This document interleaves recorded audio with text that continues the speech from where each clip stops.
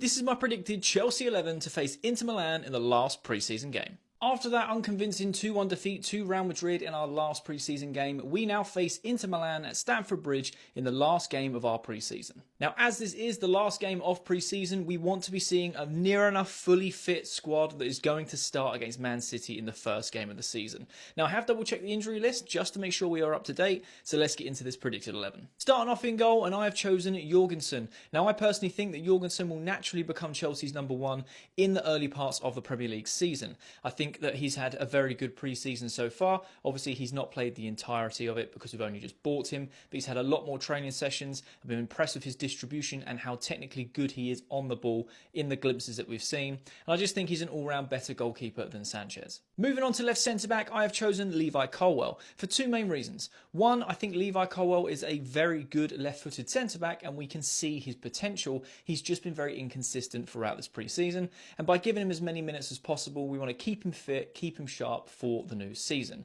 Secondly, I don't want to see Badiashile anywhere near a starting 11. I think that guy is a terrible footballer, and if you're going for a left-footed centre-back out of those two, there is only one winner, Levi Colwill. Moving on to that central centre-back, and I have gone for Tosin. I really like this guy. I think he is solid. I think he's very comfortable on the ball. He wins a lot of aerial duels, and I think he's going to be a staple in Enzo Maresca's system going forward into this season. And that leaves us with the right centre-back, and I have chosen Malo Gusto. Now, I know that a lot of people would like to see Reece James in the system, but Enzo Maresca has come out and said that we need to know how to play without Reece James because he is banned for the first 4 games of the season. And I think Malo Gusto, it would be a good example and a good opportunity for him to play at right centre-back. So when we're in possession, he can tuck in, but naturally when we're defending, he plays as a right back, which we know how good he is at doing that. Moving on to the left-hand side of that double pivot, and I have chosen Cucurella.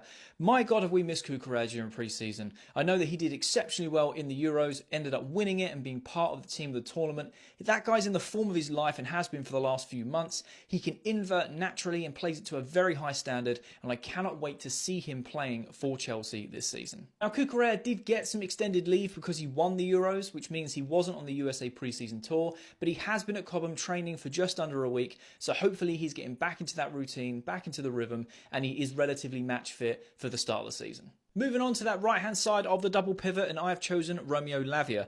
Now, if you ask me, he's one of our best players across the entire USA pre-season tour, and I'm really hoping that he's nailed down that number 6 position in the starting 11 because he is a baller. He deserves the game time, he's played really well, and I'd like to see that continue. Over on that left wing, I have chosen Raheem Sterling. Now, I know that Sterling splits the Chelsea fan base just as Mykhailo Mudryk. Now, me personally, I've been very public about how I'm not Raheem Sterling's biggest fan, and that's totally fine, but I always give him credit where it's due. He looks a lot sharper, he looks ready for the season, and he has been performing a lot better than Mykhailo Mudryk during pre-season, so I would start Raheem Sterling. Moving on to the left-hand side of those 2 advanced 8 positions, I have gone for Christopher Nkunku. This guy's had a very good pre-season, scoring goals, getting some assists, being very creative in the build-up and driving the ball forward. Definitely plays a lot better while facing the opposition rather than his back to it. And I really want to see him in this system against Inter Milan. Moving on to the right-hand side of those 2 advancing 8 positions, and I have chosen Mr. Cold Palmer.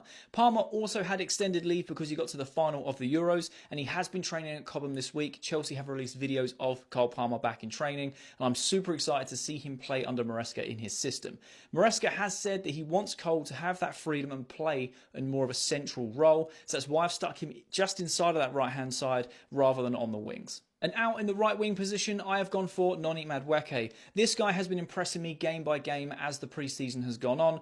Even though the results haven't gone our way, Noni Madueke has really been finding his feet. He looks sharp, he's getting goals, he's getting assists on a more consistent basis, and hopefully we can bring that form into the start of the new season. So I think Noni should start right wing. And that leaves the number 9 position, and I have chosen Nicholas Jackson. We're yet to see him play any pre-season minutes, and I'm just curious to see how he performs in this system for Enzo Maresca. Of course, we've got Mark Gue, who's also played well, and no doubt he will get some minutes, but I really like to see Jackson play at Stamford Bridge against Inter Milan tomorrow. So this is my predicted Chelsea 11 to face Inter Milan this Sunday in our final pre-season game at Stamford Bridge. I'm going to be honest, I found it very difficult to try and integrate KDH, Caicedo, Enzo Fernandez, and Reece James into this squad, and I think Enzo Maresca has a very good headache on his hands on who is our best 11 and which squad is going to perform best in this system. Do you agree with my lineup? Would you play different players? Let me know in the comment section. I love having a conversation with you guys, and if you are new around here, make sure you hit that follow button.